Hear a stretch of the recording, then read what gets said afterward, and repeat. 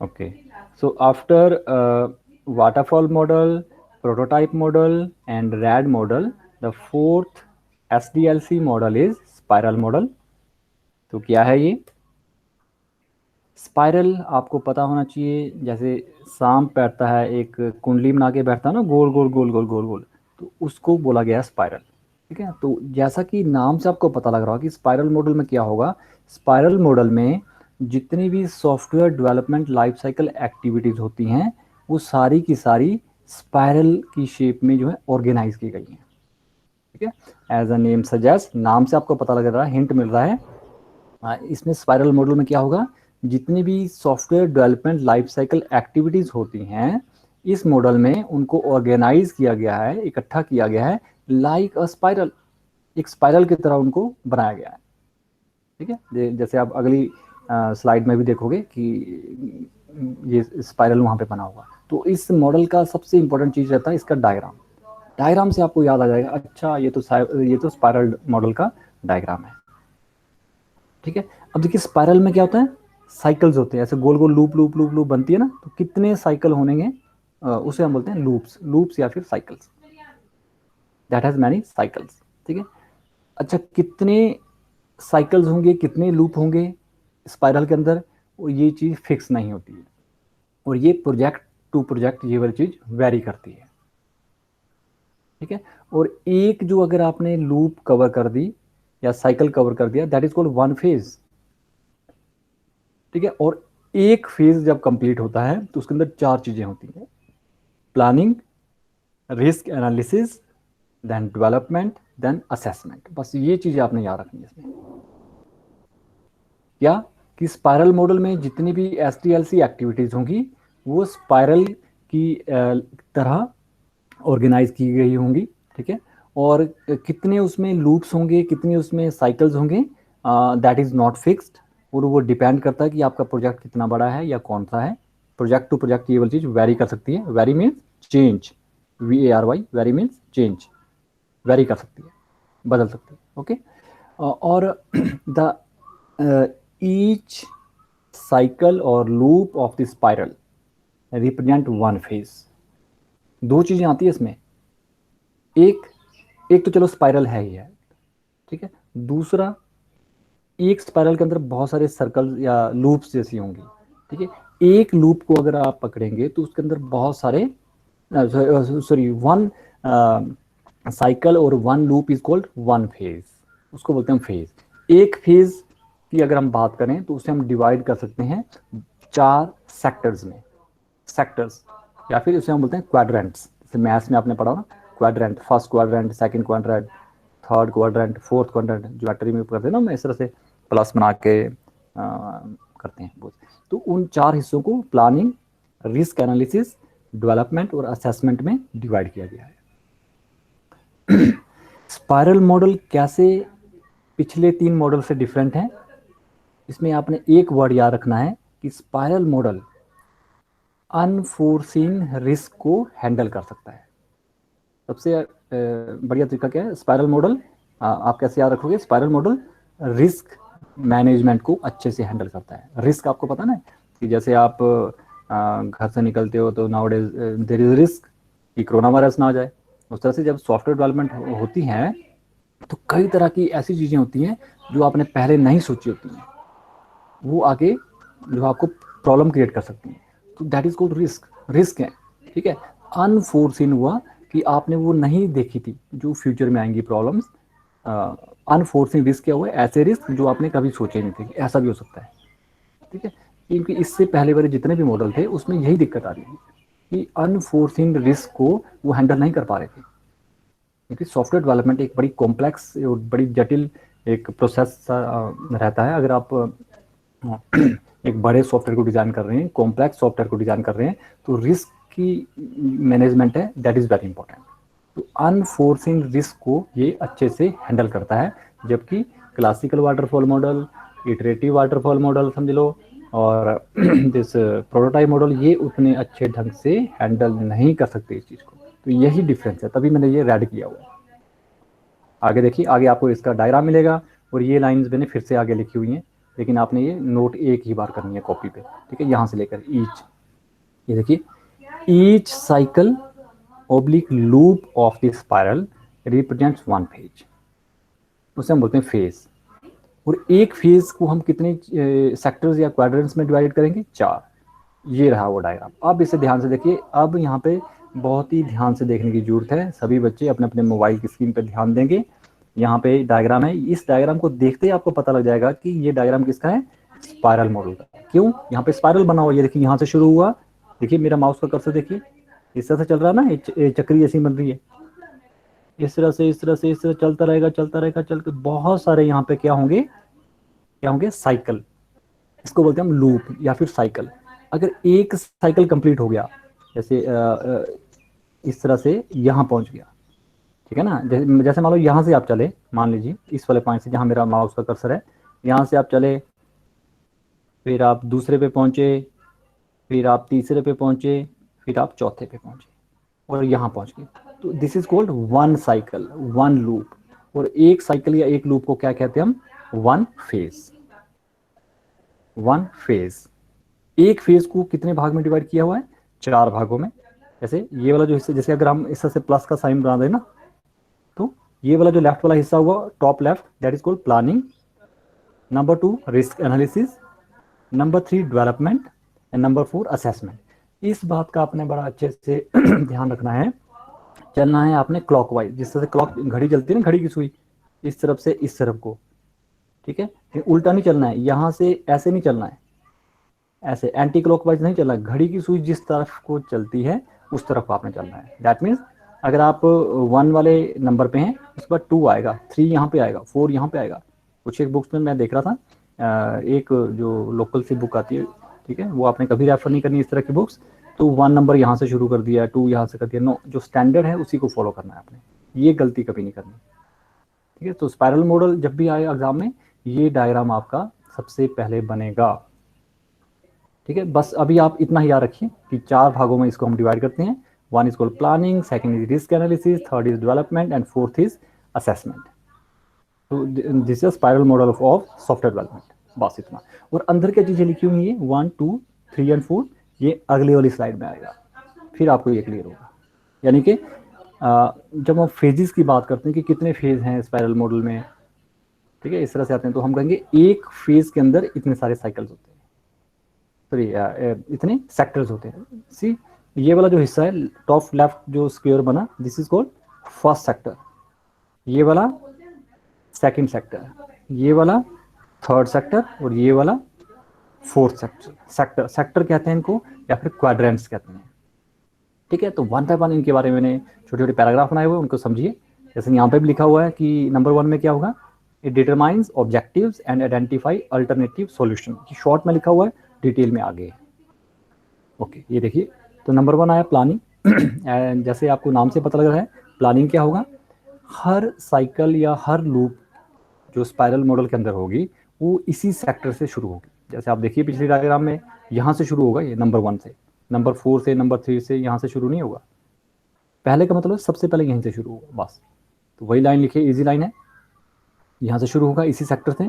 इस सेक्टर के अंदर करते क्या हम ऑब्जेक्टिव डिटरमाइन करते हैं कि इस साइकिल में आपने करना क्या है,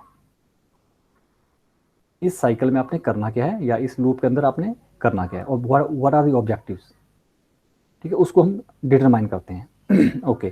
फिर हम देखेंगे उन ऑब्जेक्टिव को अचीव करने के लिए what are the different alternatives, किस तरह से वो ऑब्जेक्टिव अचीव किए जा सकते हैं, कौन कौन से वो तरीके हैं कि इन ऑब्जेक्टिव को हम अचीव कर सकते हैं, उनको हम डिटरमाइन करते हैं, लिस्ट डाउन करते हैं, लिस्ट बनाते हैं उनकी, मान लीजिए। और हम उन कॉन्स्टेंट को भी इकट्ठा करते हैं, डिटरमाइन करते हैं, जो एग्जिस्ट कर सकती हैं। तो ये 3 चीजें करेंगे हम। क्या क्या, हम करंट साइकिल, मैं फिर से आपको डायग्राम पे ले जा रहा हूँ, ये देखिए, मान लीजिए पहला आपका जो लूप है वो यहाँ तक है, यहाँ से शुरू हुआ और यहाँ तक है मान लीजिए।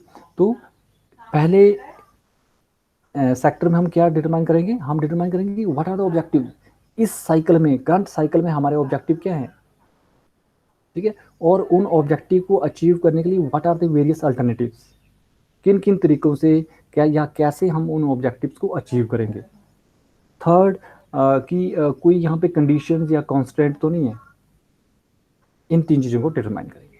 ठीक है, वही मैंने यहाँ पे लिखा हुआ है और वही यहाँ पे भी लिखा, देखिए, determine objectives and identify alternative solutions, ये यहाँ पे शॉर्ट में लिखा हुआ है।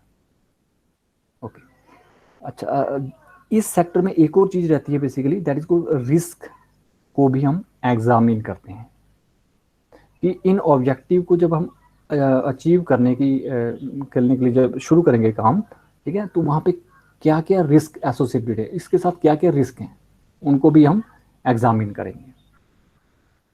रिस्क जो टर्म बार बार आ रही है, इसका क्या मतलब है, इसकी डेफिनेशन ये है, अगर आपको याद रख सकते हैं आप, इट्स वेरी गुड, अदरवाइज ये लिखने की ऐसा जरूरत नहीं है।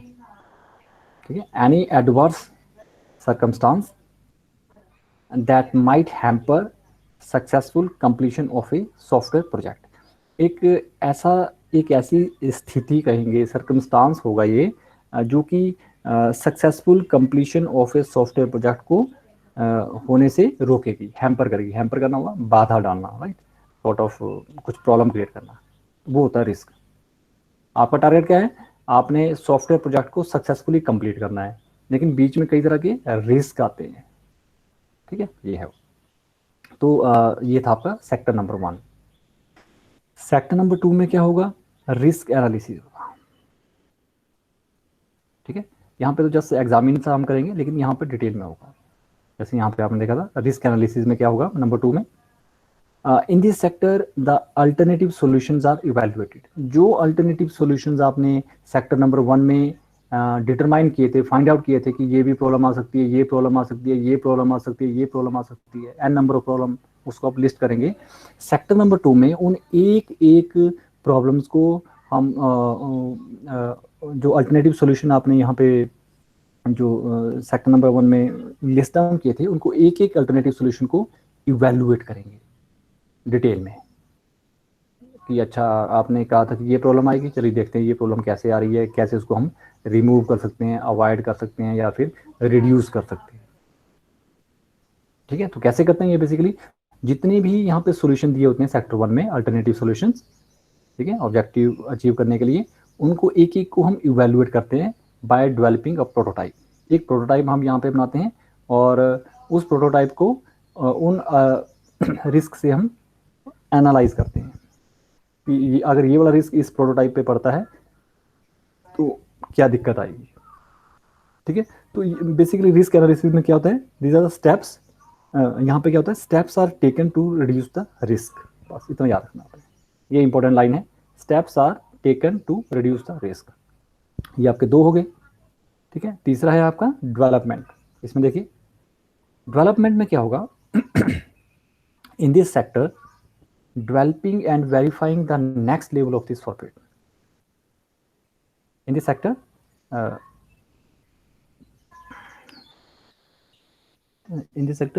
we develop, कर देता हूँ, थोड़ी सी सेंटेंस में गड़बड़ होगी, we develop and verify the next level of software. Now it's okay. ठीक है, जैसे आपने पिछले फेज में, सॉरी पिछले सेक्टर में आपने क्या किया था, प्रोटोटाइप डेवलप किया था। ठीक है, और इसमें आपने क्या करना है, उसको डेवलप करना है, फिर क्योंकि प्रोटोटाइप था, अब उसको डेवलप करना है और उसको वेरीफाई भी करना है, सो दैट एक सॉफ्टवेयर बन जाए नेक्स्ट लेवल। नेक्स्ट लेवल क्यों लिखा गया है, क्योंकि अभी तो हम करंट फेज की बात कर रहे हैं, हो सकता है एक और लूप लगे, एक और लूप लगे, एक और फेज चले। ठीक है, अच्छा, इस सेक्टर के एंड पे, at the end of this sector क्या होगा, the identified features have been implemented. जो भी आपने फीचर आइडेंटिफाई की थी वो सारी की सारी इम्प्लीमेंट हो जाएंगी। ठीक है, and next version of the software is available. Next version जो अवेलेबल हो जाएगा। And fourth, it is very easy, ये हम यूज़र को वो सॉफ्टवेयर जो है सबमिट करेंगे, इवेलुएट करेंगे। अब यूज़र देखेगा कि मेरी जो मैंने कहा था, क्या उसी के अकॉर्डिंग ही ये सॉफ्टवेयर बना कि नहीं बना। ठीक है, the prototype and include the plan for the next cycle. और नेक्स्ट साइकिल अगर करना है तो उसके लिए क्या हमारा प्लान है, वो यहाँ पे यूज़र जो है डेवलपर के साथ बैठ के असेस करेगा। ठीक है। So these are the 4 sectors, ठीक है, in the spiral model. This is very important. बस ये डायग्राम आ गया और इन चारों के बारे में एक एक पैराग्राफ। वो लास्ट में जो मैंने रेड किया है, ये अगर आपको समझ आता है it is very very very good, otherwise इसे आप लिखना रहने दीजिए। ठीक है, इसमें मैं आपको समझा देता हूँ। This is up to you कि हाउ कितना आप यहाँ पे कवर समझ पा रहे हो। जस्ट मुझे थोड़ा सा ओके सी ओके, ये देखिए sorry. Eight the end of the first phase, अब ये क्या है, जितने भी ये 1 2 3 4 जो ये चले ना, ये एक फेज बना, एक फेज हुआ है। ये देखिए यहाँ से आप चले 1 2 3 4, एक फेज। फिर आपको लगा कि एक और फेज और लगाना है, फिर आपने फिर से एक और लूप लगाई, फिर आपको लगा एक और लूप और लगानी है, फिर एक और फेज चला। इस तरह से होता है। ठीक है, तो वहीं लिखा है कि अगर आपका फर्स्ट फेज कंप्लीट हो गया है, फर्स्ट प्रोटोटाइप इज बिल्ट। ठीक है ना, एक फेज जब आपका कंप्लीट हो जाएगा तो पहला प्रोटोटाइप आपका बन जाएगा। फिर अगर आपने सेकंड फेज अगर आपने रन कर दिया तो एक और प्रोटोटाइप बनेगा जो कि पहले वाले प्रोटोटाइप से रिफाइंड होगा, बेटर होगा, एंड सो ऑन। इस तरह से चलता रहता है। तभी मैंने आपको स्टार्टिंग में कहा था कि स्पाइरल मॉडल में कितनी ये लूप्स होंगी, कितनी ये साइकिल्स होंगी, this is not fixed, this can vary from project to project.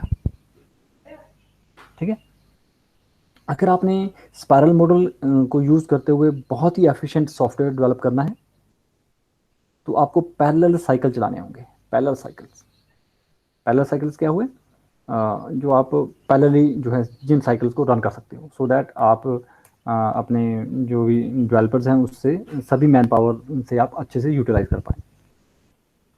ठीक है, अच्छा हाँ, रेडियस ऑफ द स्पाइरल, क्योंकि लूप सी बनती है, उसमें एक रेडियस होता है। अरे जैसे सर्कल होता है, सर्कल का रेडियस होता है, सेंटर से हम मेजर करते हैं एक पॉइंट को सर्कल के सर्कमफ्रेंस पे। ठीक है, तो वो जो रेडियस होगा स्पाइरल का, वो क्या आपको दिखाएगा, वो रिप्रेजेंट करेगा cost. What is the cost in the project so far, अभी तक आपने कितना पैसा प्रोजेक्ट पे लगा दिया, उसको दिखाता है बेसिकली। और एंगुलर डायमेंशन क्या दिखाएगा कि कितनी आपने प्रोग्रेस की हुई है इन द करंट फेज। बस ये तो चीज़ें होती है। अगर ये आपको समझ आता है इट्स ओके, अदरवाइज मैंने अभी आपको ये बताया, आप पॉज करके फिर से देखिएगा इसे, अदरवाइज इसे रेड वाले को आप लिखिएगा मत कॉपी पे। Next is the advantages. Advantages को हम कई बार स्ट्रेंथ बोलते हैं, कई बार प्रोज भी बोलते हैं। ठीक है, तो क्वेश्चन के पॉइंट ऑफ व्यू से जैसा क्वेश्चन हो वैसे आंसर लिखना है। तो अभी मैंने दोनों हेडिंग लिखे हुए हैं, एडवांटेजेस या फिर प्रोज ऑफ स्पाइरल मॉडल। क्या क्या एडवांटेजेस हैं? Software is produce early in the software life cycle. Early आपको ये जो सॉफ्टवेयर जो है प्रोड्यूस हो जाएगा। इसमें बेसिकली जो आपका सॉफ्टवेयर रहेगा वो जल्दी आपका जल्दी नहीं कहेंगे, अर्ली, यानी कि अभी सारे आपने स्टेप्स फॉलो नहीं किए हैं, स्टिल इट इज़ अवेलेबल। ठीक है, उस तरह से आपको ये अवेलेबल होगा। सेकंड इज रिस्क हैंडलिंग, ये मैंने आपको पहले बताया था। स्पाइरल मॉडल का जब भी नाम आएगा, रिस्क हैंडलिंग ये आपने जरूर लिखना है, और वो डायग्राम जो मैंने आपको बताई थी वो आपने जरूर ड्रॉ करनी है। These two are the most important. ठीक है, फ्लेक्सिबल है ये इन रिक्वायरमेंट्स। क्यों? क्योंकि एक फेज आपने रन किया, आपको लगा कि और भी मैंने रिक्वायरमेंट में चेंज करनी है, आप दूसरे फेज में उस रिक्वायरमेंट को डाल दो। दूसरे फेज में जब नया प्रोटोटाइप बना और आपने डिलीवर किया, आपको लगा कि एक और रिक्वायरमेंट है, वो तीसरे फेज में आप डाल दो। इस तरह से ये लूप्स आपकी बढ़ती रहेंगी। ठीक है, तो ये फ्लेक्सिबल हुआ वहाँ से। यही दिक्कत आ रही थी पहले वाले पुराने मॉडल में कि किस तरह से आप यूज़र की रिक्वायरमेंट जो कि टाइम के अकॉर्डिंग चेंज होती रहती है, उसको हम कैसे अकोमोडेट करें।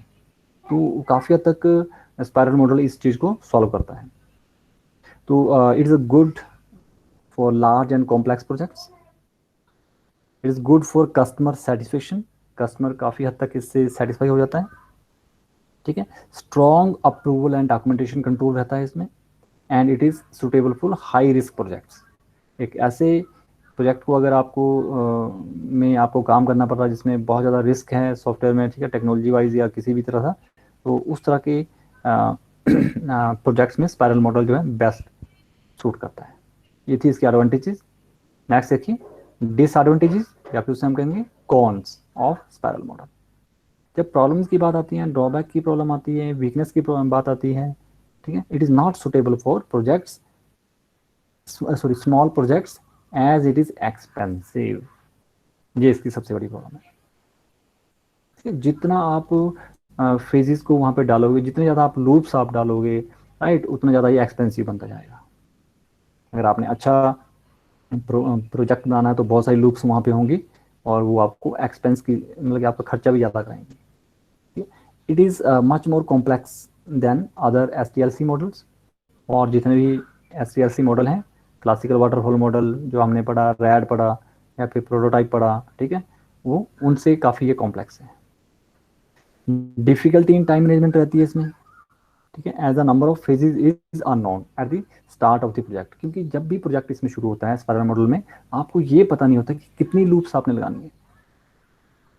आप एक लूप लगाओगे, फिर कस्टमर को दिखाओगे, कस्टमर कहेगा नहीं मुझे और चेंज चाहिए। आप एक और लूप लगाओगे, फिर से दिखाओगे, कस्टमर कहेगा नहीं मुझे और इसमें जो फीचर डालनी है, ये वाली फीचर ठीक नहीं है, इसको हटाओ। फिर से एक और फेज चलेगा, एक और फेज चलेगा, एक और फेज चलेगा, ऐसे चलते चलते चलते दैट इज नॉट फिक्स्ड। कब? At the beginning of the project, जब प्रोजेक्ट शुरू होता है तो ये चीज़ फिक्स नहीं होती। इसलिए time management it is very difficult. कई बार आप कहते हैं कि ठीक है सर हम आपका सॉफ्टवेयर 6 महीने में तैयार कर देंगे, लेकिन जब आपने फर्स्ट पेज दिखाया तो जो यूज़र ने जो अपनी रिक्वायरमेंट चेंज की तो आपको लगा नहीं ये तो 1 साल लगेगी भाई। तो time management is very difficult in spiral model. Spiral में गो इनडेफिनेटली, जैसे मैंने आपको कहा ये चीज़ फिक्स नहीं है कि कितने वहाँ पे स्पायरल होंगे, कितने वहाँ पे लूप्स होंगी, तो वो इनडेफिनेटली जा सकती है, यानी कि infinite number of n number of cycles में भी there.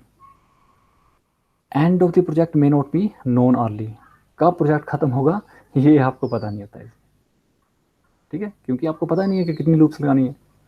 It is not suitable for low risk project. एक ऐसे प्रोजेक्ट जो कि जिनमें रिस्क बहुत कम है, उसके लिए वो सुटेबल नहीं है, क्योंकि वो बहुत ज़्यादा एक्सपेंसिव हो जाएगा, ठीक है।